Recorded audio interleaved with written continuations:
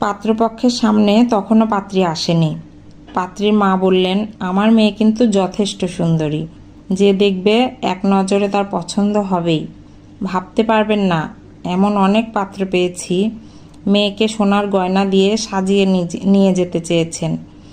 এটাও বলেছিলেন বিয়েতে আমাদেরকে 1 টাকাও খরচ করতে দেবে না। বড় বড় ব্যবসায়ী, বড় বড় বেসরকারি চাকুরে, এমনকি সরকারি চাকুরেও এসেছে। আমি মোটেই কিন্তু রাজি হইনি। উচ্চপদের সরকারি চাকরি ছাড়া আমি মেয়ের বিয়েই দেব না। মেয়ে আমার সুন্দরী, শিক্ষিত, গ্র্যাজুয়েট পাস। উচ্চপদস্থ সরকারি চাকুরে পাত্রে তখন মন দিয়ে শুনছেন পাত্রীর মায়ের এমন অহংকার সুলভ কথা। এ কথা সে কথা বলতে বলতেই পাত্রী সামনে এলেন।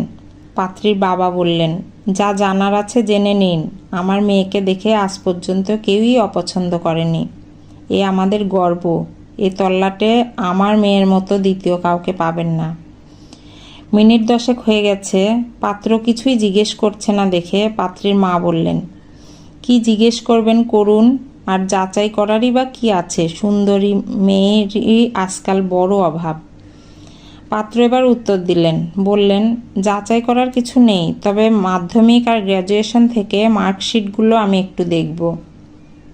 সুন্দরী হওয়াটা যোগ্যতার মধ্যে পড়ে না। আপনারা যেমন উচ্চপদস্থ সরকারি চাকরি খুঁজছেন, তেমনি উচ্চপদস্থ সরকারি চাকরি করা ছেলেটাও কিন্তু তার যোগ্য কাউকে খুঁজবেই। কোনো রকমে পাস আর ভালো নাম্বার নিয়ে পাস, দুটো কিন্তু এক নয়। আমার কাছে সুন্দরী হওয়ার চেয়েও ভালো রেজাল্ট করা একজন পাত্রী বেশি ইম্পর্টেন্ট। পাত্রের কথা শুনে পাত্রীর বাবা মা একটু ভড়কে গেলেন। বাবা বললেন, মার্কশিটটা কি কাজে লাগবে শুনি? পাত্র জবাব দিলেন, সৌন্দর্যটাই বা কি কাজে লাগে?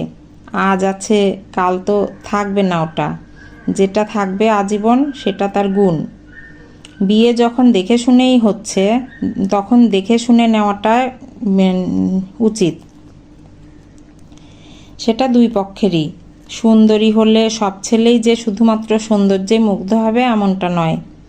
শেষ উত্তরটা এবার পাত্রী নিজেই দিলেন। পাত্রের চোখে চোখ রেখে বললেন, একদম ঠিক বলেছেন। আমি এই সত্যিটা আমার বাবা মাকে বোঝাতে পারি না।